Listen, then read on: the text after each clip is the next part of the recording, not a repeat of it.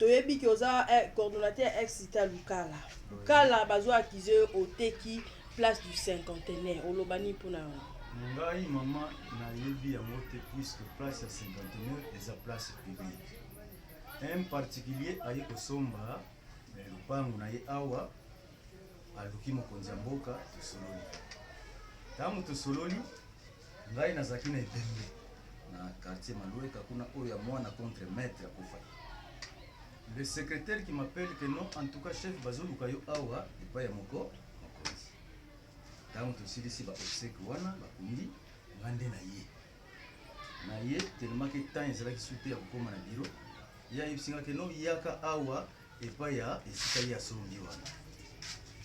Bakesi biso bakiti tobandi tozosolola. Tamu tobandi kosolola ye papa Gabriel Ngambana kombone ya moto ayebisi biso ke papa vraiment seka ayebisi ngai ke non oza na difficulté ya kovivre awa parce que bazo soutenir minute. Oui, problème wana eyebani partout même na ba autorité supérieure bayebi yango. Mais de façon que biso bureau kutu ya pamba tozosalela soko omoni yango heureusement adjoint na ngai papa Jean Ngikula. Zala bref papa. Oui, nazokende. Adjoint na ngai papa Jean Ngikula muta adoptaki biso véranda oyo ndenge tovandi. Dans ce sens, ye asungaki biso na mwa mbongo wana pour que peut-être tosomba mwa ba documents tout ça. Oteki cinquantenaire ou pas? Je n'ai pas vendu le cinquantenaire. Oteki 2 mètres ya parti ya papa na ya cinquantenaire ya papa Gabriel ou pas? Mais caution wana ozoyoka wana bazoyebisa ke ndenge tosolaki na mokonzi nga na yebiteke na tekaki de mètres. Mais acte herbe signaki.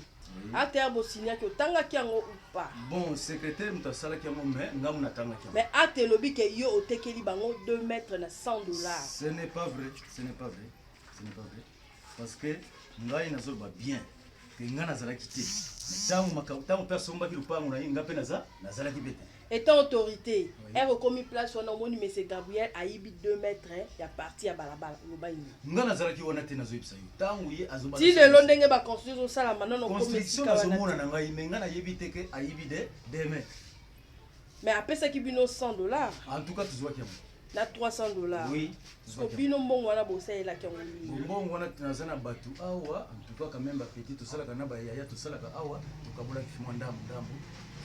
Mais selon acte de reconnaissance wana a lobby mbongo wana $300 apesi ngo pour la construction ya monument yo ko kabola ngona batu ça veut dire quoi? Construction ya monument kasi yango na lina la kiso lettre oyo ezali na awa. Apesi cotisation na ya $300 pour la construction ya monument. Siko yo zui $300 construire monument au kaboli en équipe na yo. C'est-à-dire apesa ki nanu mbongo te parce que nga na yebisa ki ba formalité. Ngabi au moins avant construire place wana photo kende pa ya atena mbanza mungu yende mutakopesa yo autorisation pour tonga monument. Mais $300 bozwaki. Oui. $300 le beza contribution na pour la construction monument. Il y a pas de problème. Siko yo kaboli ngo pour na ni ba population jeunesse au ba construire monument wana ba moni $300 so ba le ba réclamer $300 wana eza wapi. Bon, tango wana soki peut-être soki ba réclamer ngo bon tellement que tozwaki yango tokopesa yango eza problème te. Olo bani na population ba accuser aux autres capos au travail bien te na kati Lukala. Kamute mutonyo surtout ata yesu mwana nzambe kutume atomona ye kutu mutu mabe et surtout pourquoi pas ngai. Donc ngana lobi boye na population Lukala bazala à l'aise place à cinquantenaire je retiens un document qui dit que ce monsieur avait fait une lettre pour dire que Papa, s'il vous plaît, pardon, asengi na population ou bien na population en général locale pour que peut-être bas na maîtrise abomsila bango place wana ambelira ngo.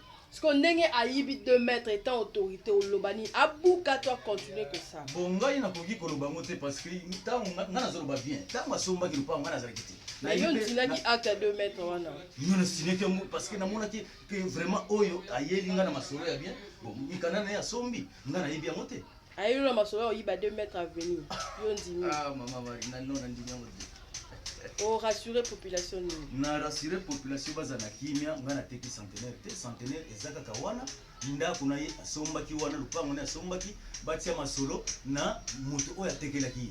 parce que tant tokendeki na mbanza mu lobby na mimi na territoire yé moko akena cadastre akekozwa numéro d'enregistrement na ye voilà nga oyo wana ye